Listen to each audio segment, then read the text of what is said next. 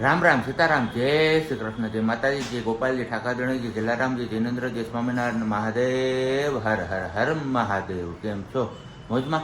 તો વાંધો નહીં મારા બાપલીએ બિલકુલ મોજમાં જ રહેવાનું. તો વાગ્યા છે કેટલા?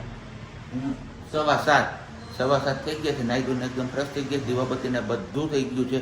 અને હા, લગભગ 2 દિવસ પહેલાના વિડીયોમાં આપણે જે પેલું ડીશુને બધું બતાવ્યું હતું ને, ત્યારે વર્ષાબેન સોની એમને કંઈક કમેન્ટ કરી હતી કે વાસણ ક્યાંથી લીધું છે.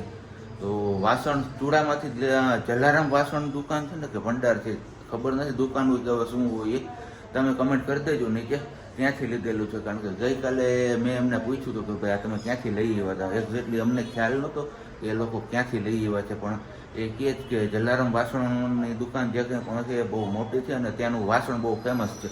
તો બસ આવું કંઈક છે. અને હવે આપણે ચા પાણી નાસ્તો કરી લઈએ અને પછી જોઈએ છીએ કે આગળ શું થાય છે.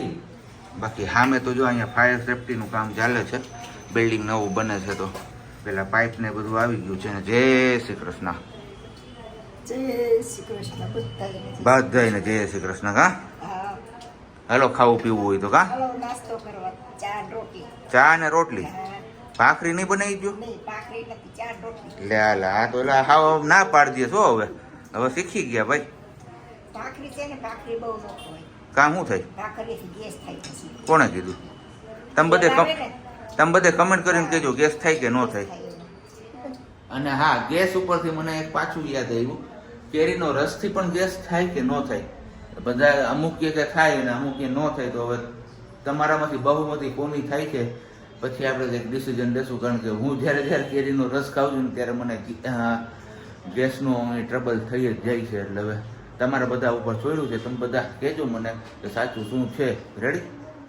તો આવી ગયો છે આપણો ગરમા ગરમ ચા, મસ્ત મજાનો. આની સાથે ગાંઠિયા આવી તો જોરદાર જમાવટ આવે. હો ઈ નહીં, ગરમા ગરમ ફાફડી નહીં, વણેલા.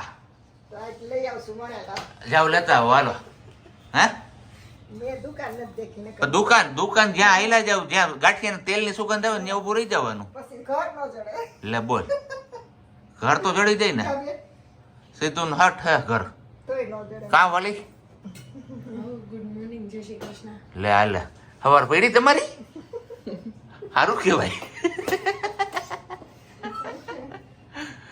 કઈ વાંધો નહીં. તમારામાંથી જ એકની કમેન્ટ હતી, પ્રજ્ઞાબેન નું લોહી ના પીયો. હે હું તારું લોહી પીવું છું. તમને ખબર રાતે કેટલું લોહી પીધું? એ ઈ તો મેં તને અગાઉથી ચેતવી હતી.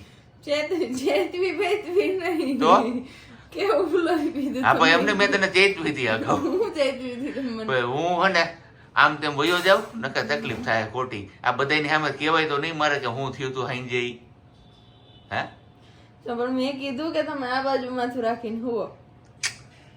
તોય મને બીક લાગે. હું ઈ આ બાજુ હતું તો બીક લાગે, ઓલ બાજુ હોય તો મને બીક ન લાગે. હા હાલો ત્યારે જો વાયગા 6:30 ને આપણે નીકળી ગયા છીએ ઓફિસ થી ઘરે જવા. આજે થોડીક એવી આશા જાગી છે, કારણ કે વેરાવળમાં વરસાદના અમી છાંટણા થઈ ગયા આજના દિવસમાં. એટલે હવે ટૂંક સમયમાં આવવો જોઈએ. અને અત્યારે આપણે લગભગ ગળુ પાસે પહોંચવા આવ્યા છીએ. જોઈએ છીએ આગળ જુનાગઢમાં કાંઈ છે કે નહીં વરસાદના વાવડ. બાકી જુનાગઢ પહોંચીને પહેલા તો જવાનું છે દૂધ લેવા માટે. ફોન જ આવી ગયો તો હવે દૂધ લઈને ઘરે જવાનું છે. તો પહેલા આપણે દૂધ લેશું અને પછી આપણે ઘરે જઈશું. હાલો ફટાફટ ઘરે પૂગી જાય. મારા કોઈના ગામમાં વરસાદ હોય આજની તારીખનો, એટલે આજે તારીખ લગભગ 14 કે કંઈક યાદ નથી, પણ વાર છે આજે શુક્રવાર. તો શુક્રવારના દિવસનો વરસાદ હોય તો તમે કમેન્ટ કરીને ચોક્કસથી જણાવજો. વેરાવળથી કેશોદ સુધીનું અંતર કાપીને અત્યારે આપણે હવે પહોંચ્યા છીએ કેશોદ બાયપાસ ઉપર. તો કેશોદ બાયપાસ ઉપર આપણે એક હોલ્ટ કરશું નાનો એવો. ભારત કોલ્ડ ડ્રિંક્સ છે, ત્યાં આપણે લીંબુ શરબત પી લઈએ અને પછી લીંબુ શરબત પીને આપણે નીકળીએ પાછા જુનાગઢ બાજુ. જો કે અહીંયા new Bharat community hall. Junagadh આવો એટલે 10 થી 12 કિલોમીટર ચાલો એટલે રસ્તામાં આવે છે માણેકવાડા ગામ, ને ત્યાં આવેલું છે માલ બાપાનું મંદિર. આગળ હમણાં તમને હું બહારથી દર્શન કરાવું. અને તમારામાંથી કેટલા લોકો અહીંયા માણેકવાડા આવી ગયા છે અને માલ બાપાના દર્શન કર્યા છે એ નીચે કમેન્ટ બોક્સમાં કમેન્ટ ચોક્કસથી કરો. આગળ તમે માલ બાપાના મંદિરના દર્શન તો કર્યા બહારથી, પણ સાથે સાથે એ પણ કહેજો કે કે માણેકવાડા ગામમાંથી કેટલા લોકો આપણો વિડીયો જોવે છે એવા જુનાગઢમાં. હવે ફટાફટ પેલા આપણે દૂધ લઈ લઈએ ને દૂધ લઈને પછી પહોંચી જઈએ ઘરે. ને આપણે દૂધ લેવાનું છે. આ બોલેરો પડ્યો ને ત્યાં છે તબેલો. જો આ પીડા ડેલામાં ત્યાંથી લેવાનું છે આપણે દૂધ.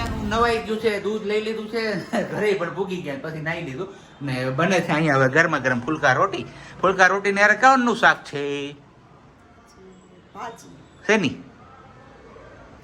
તાંજરી. એટલું બધું વિચારવું કાં પડે છે પણ? હે, ભૂલાઈ ગયું.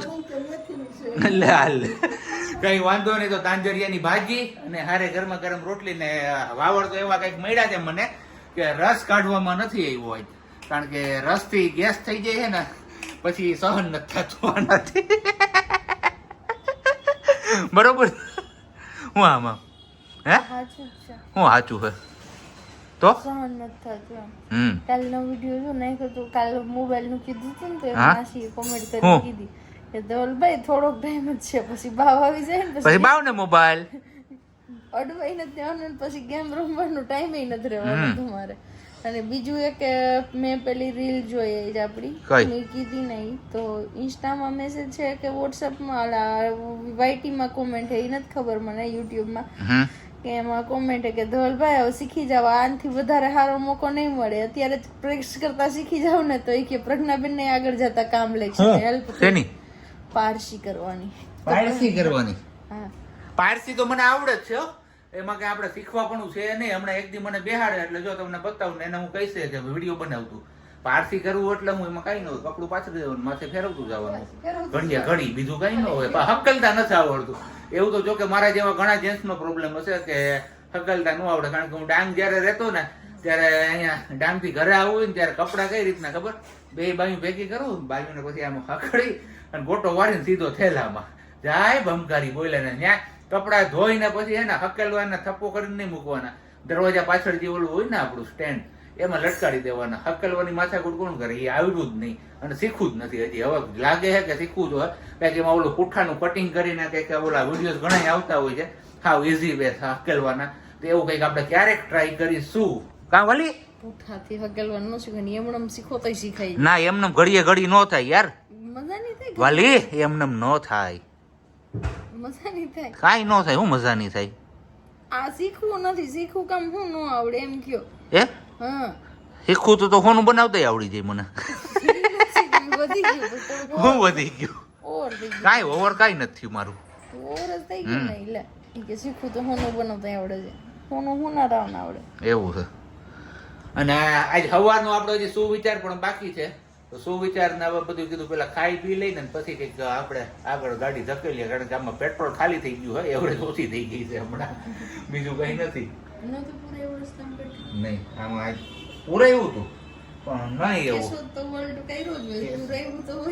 એ તો કેશોદ તો પૂરાયું હતું, તો આ લોકો એ જોયું એને બતાવ્યું હતું લીંબુ શરબત નો. એ તો ગ્લુકોઝ નો બાટલો ચડાવ્યો હતો સવારે ચાનું કેશોદમાં. આપડી ચા ને શરબત એ ફિક્સ જ. સવારે જાય ત્યારે ચા પીવાની. જે આપણે પેલા ઝોન ચા હતું ત્યાં પેલું છે હવે શ્રી લક્ષ્મી ટી સેન્ટર ત્યાં. અને રિટર્નમાં આવે ત્યારે તમે જોયું ઈ ભારત કોલ્ડ ડ્રિંક્સમાં લીંબુ શરબત પી લેવાનું. તડકો હ નંબર બપોરિયા ટેકાની ગાડી હાકીએ તો ખબર પડે. તો આને બધાને અહીંયા ઘરે બેઠા વાતું આવડે? વાતું કોઈને વાતું નથી આવડતું. તમે અમારી જગ્યાએ રહ્યો તો ખબર પડે તમને કે કેટલી. ઈ તો ભાઈ જો હાવ હે ને પોતપોતાની જગ્યાએ સાચા જ હોય છે. તું મારી જગ્યાએ આવીને રહે ને તો તને ખબર પડે કે કેટલું અઘરું હોય. હું તારી જગ્યાએ આવું તો મને ખબર પડે કે કેટલું અઘરું હોય. અને મમ્મી એની જગ્યાએ રસોડામાં રસોઈ બનાવે તો એ આપણે એની જગ્યાએ જઈએ તો આપને ખબર પડે કે આ ગરમીમાં રસોઈ કેમ બનાવી. ગરમીમાં આવડી ઉંમરે હાથ પગ દુખતા હોય તો કામ કરવું એ બધું હલવું નથી, પણ કરવું પડે. ક્યારેક એવું આવે સમય સંજોગ તો એ રીતે વર્તવું પડે. સારું હાલો તો આજ તો ભાજી છે આપણે આષાઢ કુશળ ખાસ ની. હે જો માળી અમારે હે ને હાવ મેં ના પાડી હતી, મમ્મીએ તો કીધું હતું. મેં કીધું ભાજી એરે તો રસ થોડી ખાશે. કાઈ નહીં, કેરીનું ચીરું કરીને ખાઈ લેવું હોય. હા, અને આમે હવે કેરીના ભાવ આસમાને વહી ગયા. 1400-1500 એ બોક્સ પહોંચી ગયું છે. આપણે નથી લાવવું, આપણે તો લાવવું છે હવે કચ્છનું કેસરનું ભાવ જાતો હો. પછી કે સમજ કાઢી કાલે પોતાની વાત આવી હતી કેવો વિડીયો કટ કેવો? કરી દીધો મને ઈ થતું કે બાજુવાળા બોલાવે એમ કરી બાજુવાળા નહોતા બોલાવતા એમ બોલાવતા હા, તો તો વાત બસ. પૂરી હાઈબડી નહીં પોતે વાકમાં હા. આવી ગયા કે આના કરતા તો હું વધારે વાપરું છું અને હું ધ્યાન નહીં નથી દેતો એટલે પોતે વાત કટ કરીને જ જવા દીધી હશે ભાઈ આઈશા નહીં સાચું હા. સ્વીકારો હા બા આ તો પાડું હવે આનાથી વિશે શું હોય નારિયેલ વધારું ટકામાં એવું મેં નથી તો રાઈટ જો અહીંયા અમારે હું દાંત આવે છે તમને હે કા બાવલું બીજે મને નહીં ખબર એવું. એ રાયડું નહીં નાખવાનું સારું હાલું નહીં નાખી હમ. એ હાલો હવે ખાઈ પી લઈએ આપણે એને રેડું નાખવાની ના પાડી છે જો તમને સંભળાતું હોય ને તો તમે કહેજો હા મને આ ધીમો ધીમો અવાજ સંભળાણો તો પછી આપણે હવે આવી જ રીતના બ્લોગ બનાવશું તું મગ્યા દાંત સાઈડમાં સારું હાલો તો હવે ખાઈ પીને મળીએ છીએ પાછા શું વિચાર સાથે ખાઈ પીને નવરા થઈ ગયા અને થોડુંક આપણે ગિરિરા સોસાયટીમાં કામ હતું એ કામ પણ પતાવતા એવા ને અહીં હવે અમારા મમ્મી જો બેસી ગયા છે રેતી શેકવા